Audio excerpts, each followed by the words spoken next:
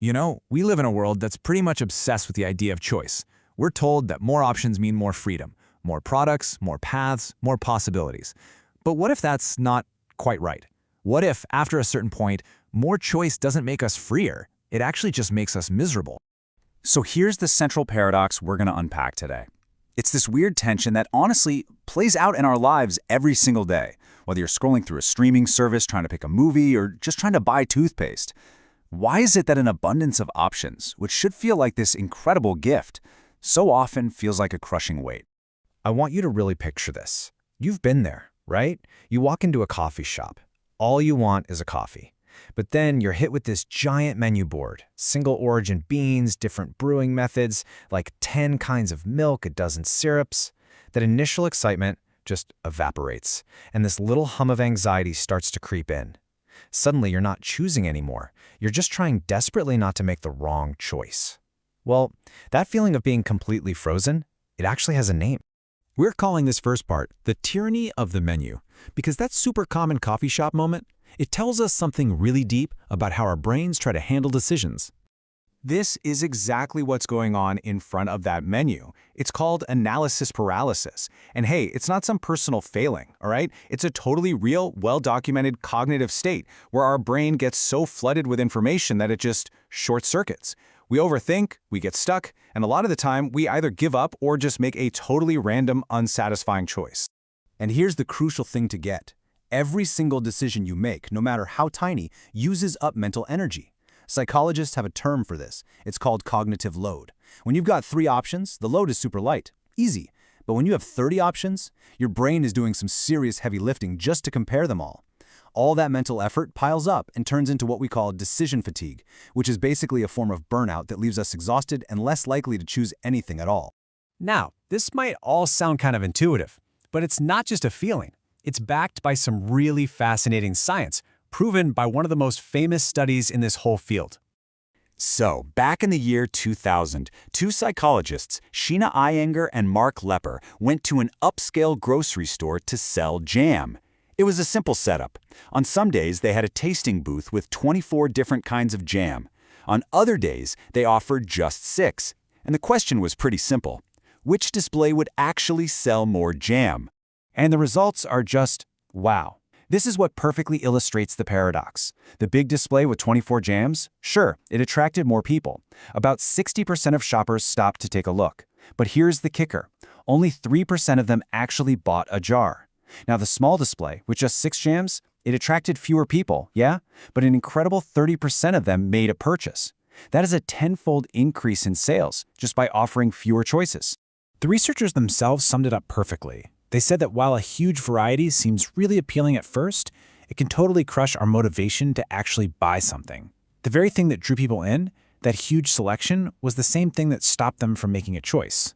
So, what is going on here? Well, this brings us to the hidden psychological costs that come along with every single decision we have to make in this world of endless options.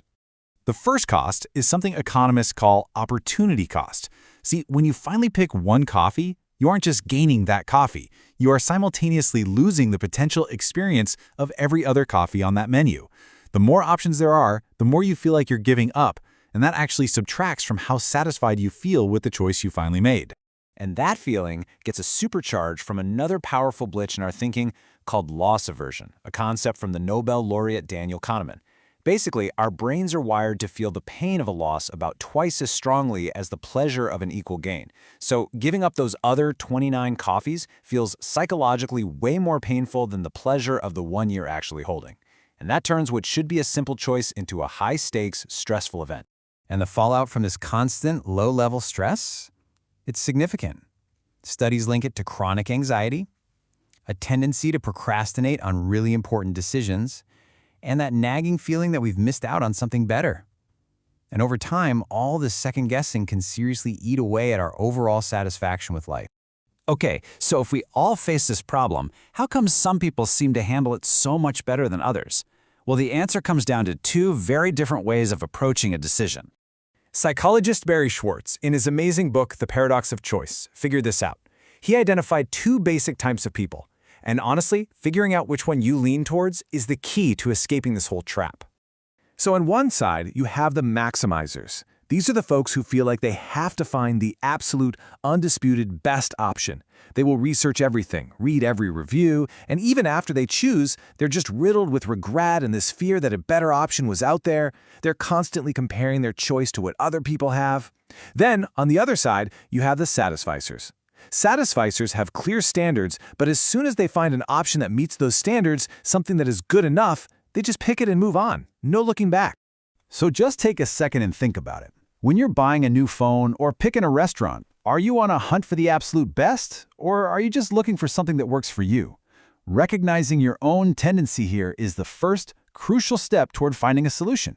And that brings us right to the solution. It's not about having zero choices. It's about learning the powerful and surprisingly peaceful art of good enough. The strategy is called satisficing. It's a term that was coined by Nobel Prize winner Herbert Simon, and it's all about trading that impossible hunt for the best for the much more achievable goal of good enough. And this isn't about lowering your standards, okay? It's about setting them on purpose and then having the confidence to actually stick to them. So here's how you do it. It's really just 3 steps. First, before you even look at that giant menu, decide what you actually want. I want a hot, strong, black coffee. That's it. That's your criteria.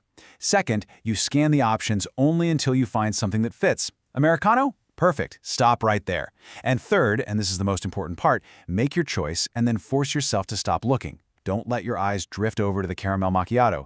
You met your goal. The search is over. Ultimately, this whole thing isn't just a clever trick to make faster decisions. It's really a philosophy for a happier, more present life.